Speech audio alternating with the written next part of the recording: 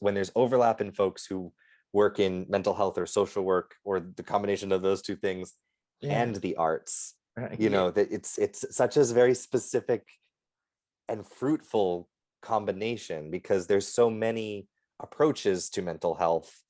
And specifically when we work with kids on the autism spectrum in the States, there's a whole category of education, if you will, around like corrective behaviors, where disability is seen as something that's to be fixed, and that you are to, assimilate into the neurotypical world, instead of thinking about disability from the social model of that we have, the social barriers are actually the barriers to letting that person be entirely who they are, and there's nothing wrong with that individual. There's been a lot of different terms popping up for similar types of things. So the idea of a relaxed performance, as I have come to know it from our work, is that it's a space where it's a specific performance where the audience behaviors that are expected and accepted are a lot more of a wide range than our typical come in, sit down, shut up, clap at the end audience etiquette. Which, and I should, so that's part one. Part two is the relaxed performances has also come to mean in the States that we are making adjustments to the design of the piece to be a little bit more friendly to neurodiverse folks, including those with autism or epilepsy.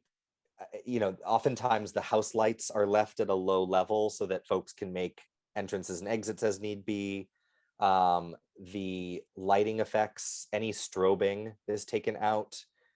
Sometimes sequences are revised slightly so that they are less intense, and then all the decibels of sound cues are fit within a specific range, so that it's not at rock concert level, but it's at a little bit of a lower level that's a little more sensory friendly.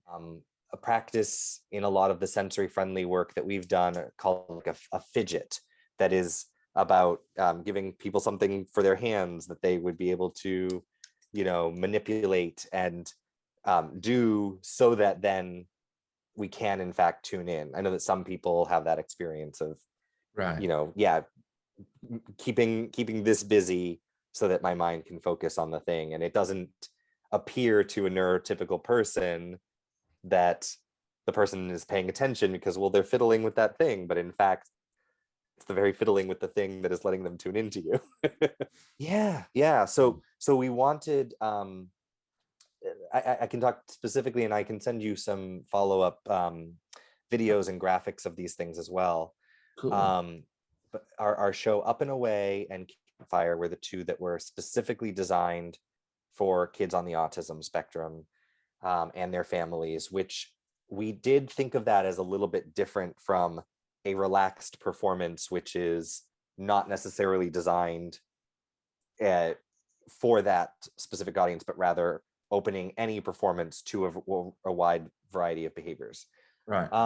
So some of the things that we would do in our shows is that the fidget would be in the world of the show. The clouds of Up and Away, which was about a hot air balloon journey. We would have these clouds that were able to be touched throughout the whole piece. Our puppets were all able to be hugged and pulled and grabbed. And we had a whole sensory basket on the journey. So essentially the audience member came and sat in the hot air balloon, and they had a one-to-one performer they were interacting with. And at various points along the journey, we would use a fan to create wind when it was time for liftoff, and sometimes we used a parasail for the same effect. We would have scented mists that we would put in the air for various moments of where we come across a new smell in the piece. And then we'd have these like egg shakers for a moment where these bird puppets would have a concert, so we had egg shakers for them. But the young people, if they wanted, and we had a snuggly blanket that was a bit of like a weighted blanket that they could use. And there were moments where they were meant to come out of the basket and be used for the show. But if we had a young person that was very excited about the blanket, even though that's the last thing we do, like, wear your blanket, enjoy.